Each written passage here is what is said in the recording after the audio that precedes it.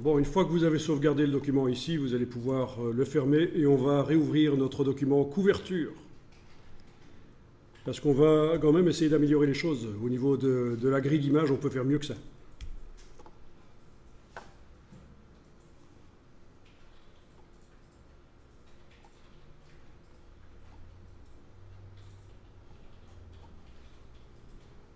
Notamment ici, on va fusionner des blocs ensemble.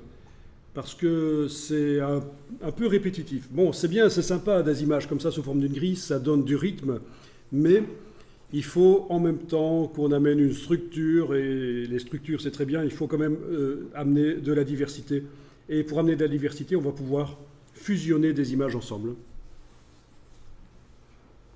Alors, vous allez, avec la flèche noire, vous focaliser sur deux images qui sont l'une à côté de l'autre. Voilà.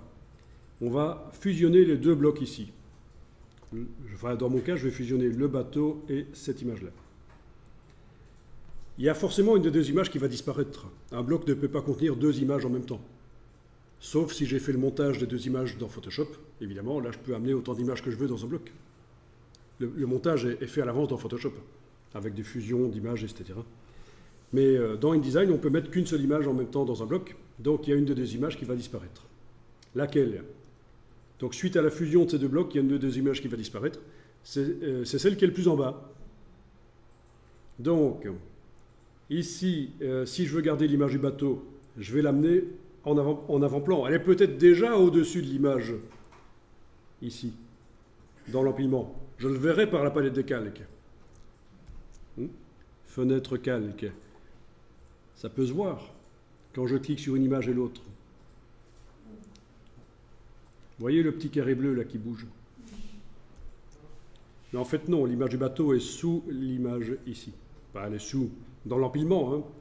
Visuellement, sur la page, elle est à côté, mais dans l'empilement des images, dans l'empilement des blocs images, elle est en dessous. Bon, peu importe. Je n'ai même pas besoin d'aller voir dans la palette des calques. Systématiquement, si je sais que je veux garder cette image-là et pas l'autre, eh bien cette image-là, je vais la faire monter tout au-dessus. Objet, disposition, premier plan. Objet, disposition, premier plan. Rien ne change visuellement. Ben oui, parce qu'elle est restée au même endroit. Simplement, dans l'empilement des images, elle est maintenant tout au-dessus.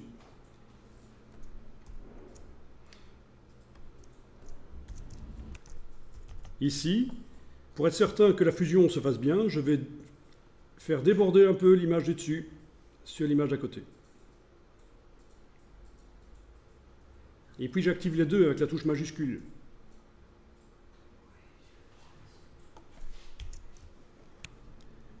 Voilà, donc les deux blocs sont activés. Je vais dans menu Fenêtre, Objet et mise en page Pathfinder. Ben oui, il y a un Pathfinder dans InDesign, pour ceux qui ne savaient pas.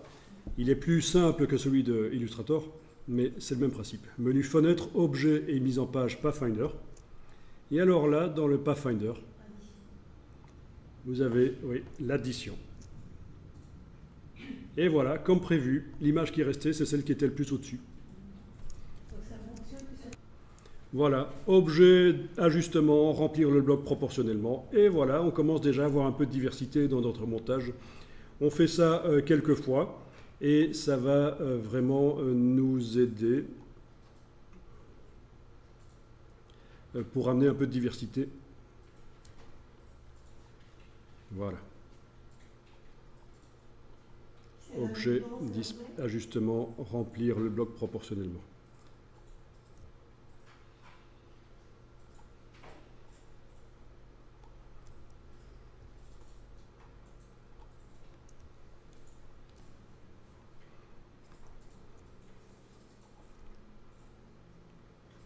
Ok, ça va? Bon, au passage, je vous montre un truc. Si vous voulez changer les images de place, il va falloir absolument... il va falloir ruser. Bon, là, je vais quand même agrandir encore un peu celle-là parce qu'il y a un bord noir qui est vraiment gênant, là. Transformation manuelle.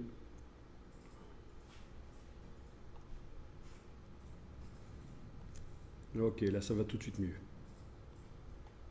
Oui, il faut se méfier des bords qui sont dans les images, il faut s'en débarrasser là. On n'a pas besoin de voir apparaître des bords.